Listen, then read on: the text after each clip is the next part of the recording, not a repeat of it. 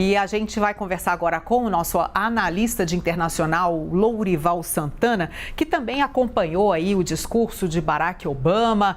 A gente viu ali que Barack Obama fala sobre as diferenças entre os países que se fecham cada vez mais nas suas fronteiras. E aí a gente vê também, Lourival, que hoje os países enfrentam muitas crises migratórias praticamente devido a guerras, devido à fome, devido à pobreza, mas vão passar a ter que enfrentar também essa pressão em suas fronteiras pelas mudanças climáticas. Ali a imagem de Tuvalu é claríssima. Como é que você vai deixar toda uma população sucumbir debaixo d'água? Vai ter que remover essa população? Vai ter que levar para outro lugar, já que é inevitável que algumas áreas vão ficar debaixo d'água? Então eu queria que você falasse um pouquinho sobre esse discurso do Barack Obama e a mensagem que ele passa. Boa tarde. Boa tarde, Carla. É a vantagem de você ter um líder mundial que não está mais sob as amarras de um governo, né? Então ele pode, por exemplo, criticar os republicanos com os quais o presidente atual Joe Biden tenta fechar acordos exatamente, inclusive para viabilizar a sua agenda, que inclui, atualmente seria o valor $1,750 bilhões em programas ambientais e sociais. Ele citou o Brasil num contexto em que ele fez ali uma citação de Indonésia, África do Sul e Brasil. Indonésia tem feito a tarefa de casa, reduzido o desmatamento, também é detentora de grandes florestas tropicais desde 2017. A África do Sul, o contrário, tem aumentado suas emissões, ainda tem uma participação do carvão muito grande, em torno de 75% da sua matriz energética, e o Brasil está numa posição em que está tentando justamente mudar a sua imagem e ser um participante que volta a ajudar nas negociações, né? O Obama estava em 2015 no Acordo de Paris, cujos compromissos já não são mais suficientes, de acordo com a ciência, mostra que se o mundo seguisse com os Acordos de Paris, aqueceria 2,7 graus até 2050 e não 1,5 grau, que é a meta preferencial. Então, ele aí convocando as pessoas a fazer um esforço e não poupou nem os cozinheiros da conferência quando reclamou do café e da comida, Carla. Nossa, uma metralhadora o Obama hoje.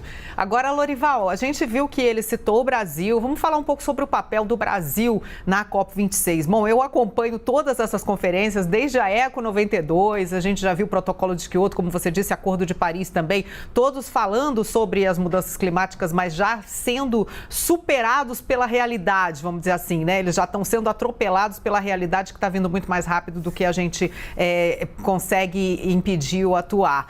Agora, a gente sabe que existe um mercado que foi proposto lá atrás, né, que desde o Acordo de Paris se tenta implantar, e no Brasil a gente ainda não tem uma legislação que possa possibilitar, que possa regulamentar esse mercado de carbono. E os negociadores também na COP agora estão focados em como resolver essa pendência, né, uma pendência de anos já.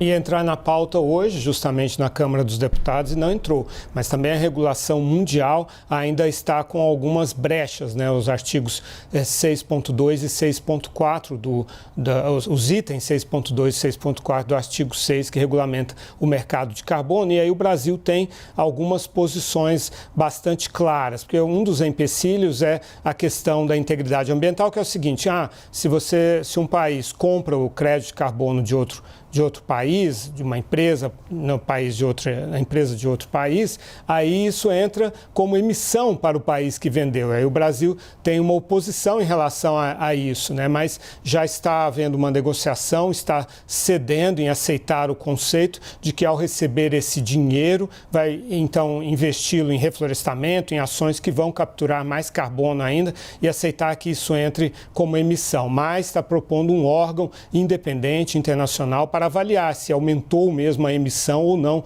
quando o Brasil, por exemplo, e outros países vendedores vendem esse crédito de carbono.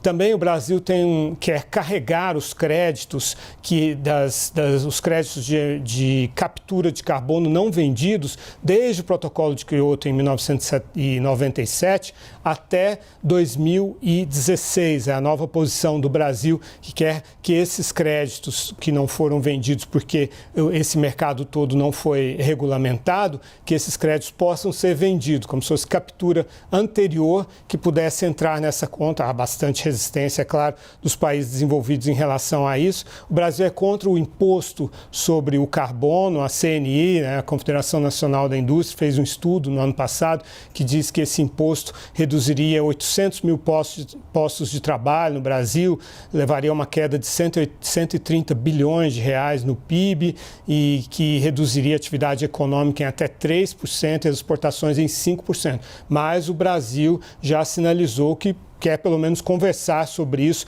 pode negociar essa questão também. E o Brasil adere à posição de ter como meta o aquecimento no máximo de 1,5 grau centígrado em relação à era pré-industrial. O Brasil vai firmar essa posição hoje também nessas negociações. O Brasil está argumentando que tem sido flexível, aumentou sua meta de redução, aderiu à meta do metano, antecipou sua meta de fim do desmatamento e também quer flexibilidade dos outros países. Carla.